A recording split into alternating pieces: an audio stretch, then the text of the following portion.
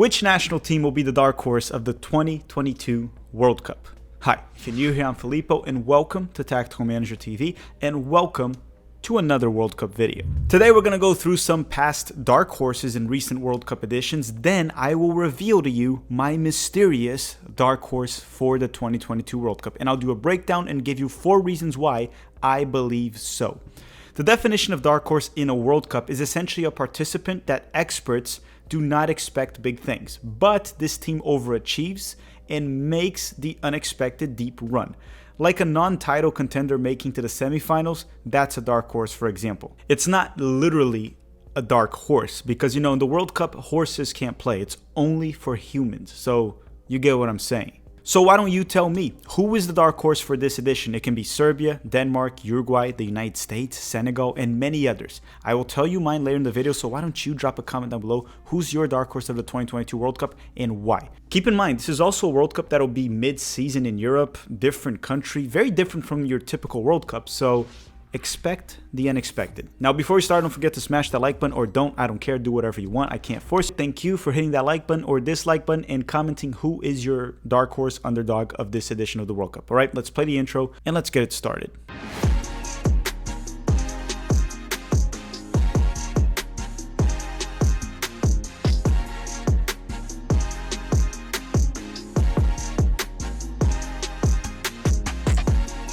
Before I tell you who is my dark horse of the 2022 World Cup, why don't we go through the dark horses of the past few editions so you can better understand how I define that term and how do I see an underdog story or dark horse, same thing. Right away, we can start from the 2018 World Cup, and Croatia is my pick for that one. Of course, you look back at a team led by Luka Modric, one of the best midfielders of all time, Rakitic, an elite central midfielder, Mandzukic, one of the most underrated center forwards to ever play this game, or at least in his generation, Perisic, that was an absolute motor for that team, and man, that was one heck of a squad.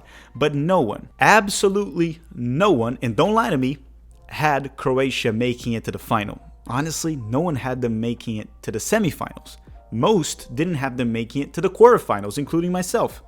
But they did. They made it to the final. Croatia before the World Cup wasn't even ranked top 15 out of the 32 nations that were participating. They first shocked all of us when they defeated an Argentina side led by Messi 3-0 in the group stage.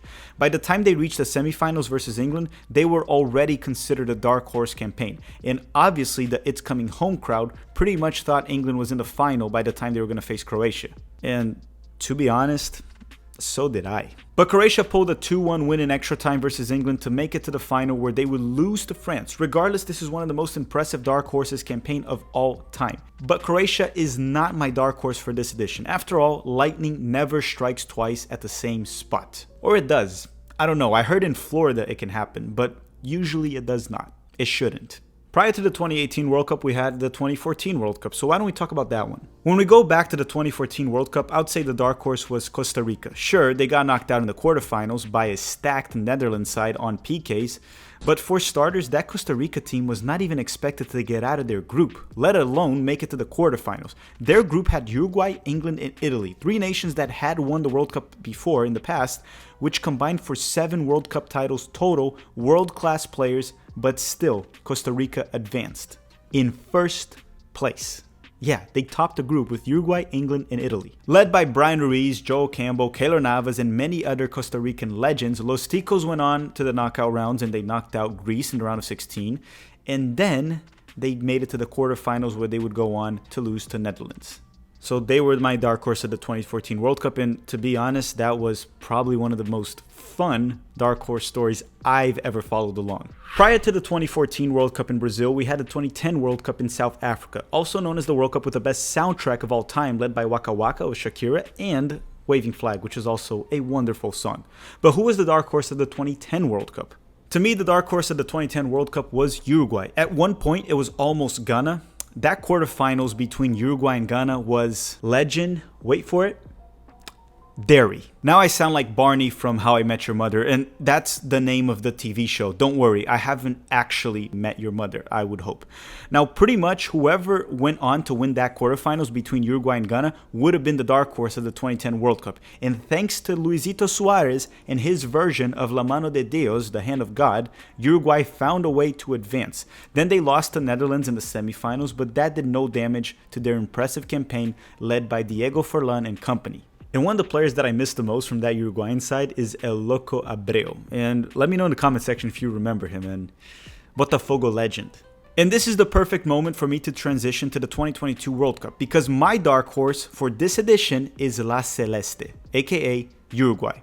I also want to give a shout out to the 2002 World Cup dark horses South Korea, Turkey, and the United States. The United States would have made it to the semifinals if we were not robbed by Germany, and I will never stop mentioning that, but that is probably a topic for another video. Nevertheless, now that you know who my dark horse is from the 2022 World Cup, let's start talking about Uruguay in this edition. Okay, so why do I think Uruguay is the dark horse of this tournament, this edition? And understand, to be a dark horse, you also do need a little bit of luck. That does happen. So let me get one thing out of the way. In order for my dark horse theory to become true, Uruguay must avoid Brazil in the round of 16. So long as Uruguay tops Group H, they should be fine. For Group H, it's essentially a scenario where if you ain't first, you're last. They need to avoid Brazil, and I'm expecting Brazil to top their group, which is the one that crosses path with Group H, which has a struggling Portugal, a struggling South Korean side, and Ghana that we're not sure what to expect from them. So I do think Uruguay can top their group, but they might need a little bit of luck here and there, of course. So once they avoid Brazil, they will likely play Switzerland, Serbia, or Cameroon, which are all very beatable opponents for Uruguay. Then in the quarterfinals, they will likely face Spain,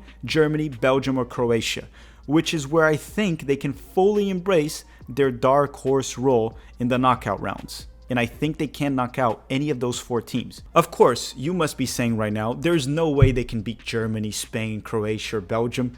But again, dark horse stories are all about that. Is about a weaker side defeating a stronger side and advancing and overachieving. And I think they can beat any of those 4 teams if they face them for the 4 reasons I'm about to tell you very soon. And you might be asking, why did I pick 4 reasons? Well, I just rolled the dice and that's the number that came out.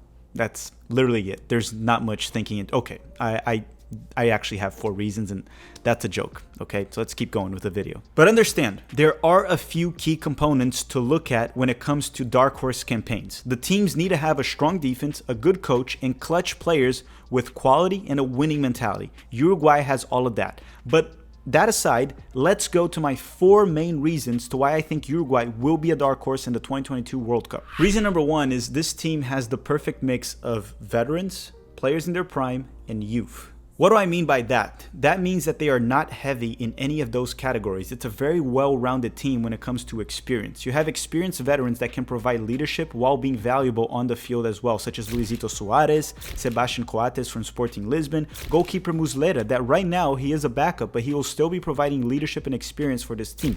Plus, Cavani, who has been dealing with injuries lately, he can still be very effective and give you goals with lots of fight and experience, as long as he's healthy. Not just that, this team also has plenty of good players in their prime. De Arrascaeta from Flamengo has been one of the best players in South America at the club level for the past few seasons, a tremendous attacking midfielder capable of destabilizing the opponents in possession.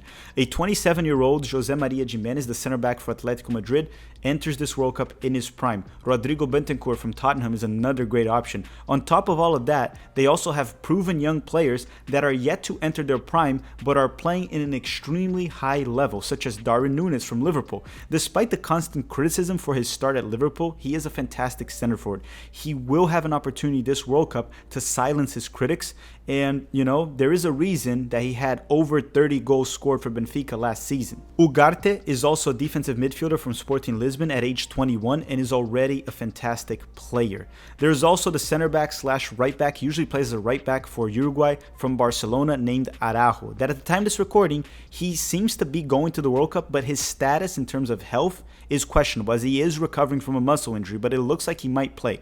But most importantly, this World Cup, they have Fede Valverde, which I will talk about him very soon, the 24-year-old world-class Real Madrid midfielder. Reason number 2 is this Uruguayan side can play without the ball. Okay, they don't really hold possession very much, even when it's a team that's not much superior to them.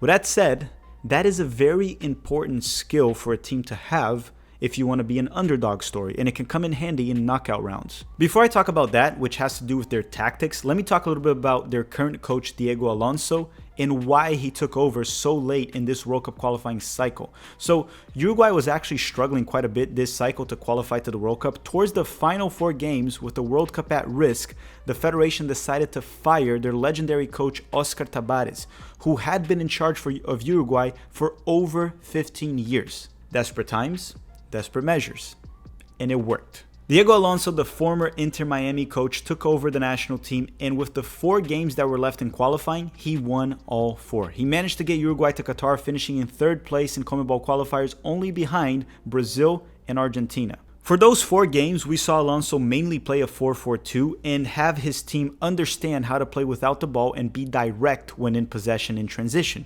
It was quite noticeable as they would almost lose the ball possession battle, which honestly is irrelevant. What matters is how many goals you score, but they would normally lose that battle. Their defense is rock solid, which is key in cup tournaments. Also, the 4-4-2 formation utilized by Alonso is quite interesting. When in possession, even in transition, you can see them quickly switch to a 3-5-2, with De Arrascaeta drifting inside as a 10, and Araujo, that originally plays as a right back on that 4-4-2, become one of the center backs in the back 3. And of course, that's assuming that Araujo will be available due to injury, which it looks like he might be. Post-World Cup qualifying, we did see Alonso experiment with other formations such as a 4-2-3-1, a 3-5-2, a 5-3-2, which is essentially the same thing. But mainly in the World Cup, I would expect him to go with a 4-4-2, very direct style of play, as that seems to be his go-to system. Now you may be asking yourself, or asking me, or not asking anyone, why do I say that system that he plays may come in handy in the knockout rounds? It's actually fairly simple. When you are the underdog, you will have to beat teams that are superior to yourself, a team that will control the match and try to destabilize your defense.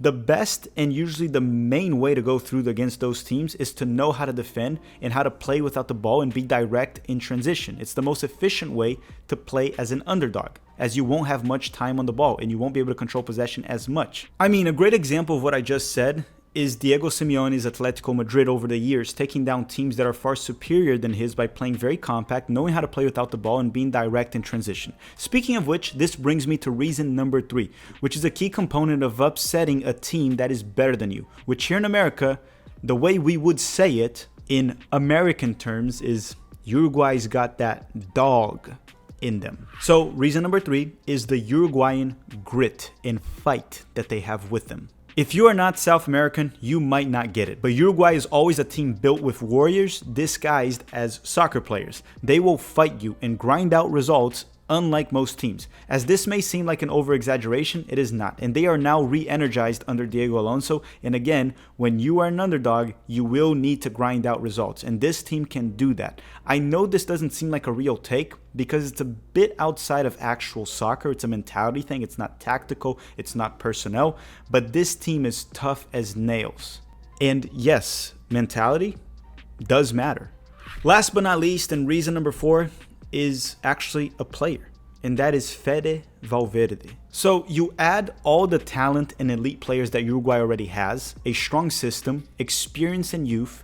The last missing piece to pull an upset in this World Cup is a world-class player in form. And Federico Valverde is that world-class player in form. Somewhat, if you think about it, in 2010, Uruguay had Diego Forlan, a world-class player in form, that I believe he was even picked to be the best player in that World Cup.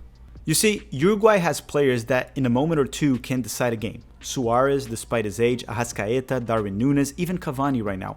But none have been playing at the same level that Valverde is right now. Honestly, not many players in the world have been playing at the same level as Valverde right now. He was crucial for Real Madrid in the Champions League trophy last season and has been even better this season. At age 24, he seems to be getting closer and closer to his prime and has been absolutely world class. Uruguay will need an in-form Valverde for a deep run. Plus, the opponent being worried about him could free up space for all these other Uruguayan talents that we talked about. In regards to where he will play for Uruguay, I have seen Valverde play as a central midfielder for them. I have also seen him play as a right midfielder for them. So it can be either one during the World Cup. I would not be surprised if he played both. Yes, to make a deep run and be an underdog story, if you look at the list of players I mentioned, all the teams had one key player in form, one world-class player in form. 2018, Modric for Croatia, Keylor Navas for Costa Rica in 2014, and for Uruguay in 2010, Diego Forlan. I think Valverde, if they're going to make a deep run, he will have to be that guy. All right, everyone, thank you very much for watching. Remember, the 2022 World Cup, expect the unexpected. Expect something similar to 2002 when we had Turkey make it to the semifinals, South Korea. Some crazy stuff will happen. There's less preparation. It's in the middle of the season. A lot of crazy stuff can happen. And I have Uruguay as my dark horse, which honestly, Uruguay making it to the semifinals, it's not that crazy, but they're not a top 4 team. That's what I'm trying to say. So let me know, who's your dark horse for the 2022 World Cup? Denmark, Serbia, Senegal, United States, Uruguay. Let me know in the comment section down below. Drop a like, and don't forget to check out our World Cup previews that we've done for many different nations and breakdowns. I want to thank you all very much for watching, and have a great day.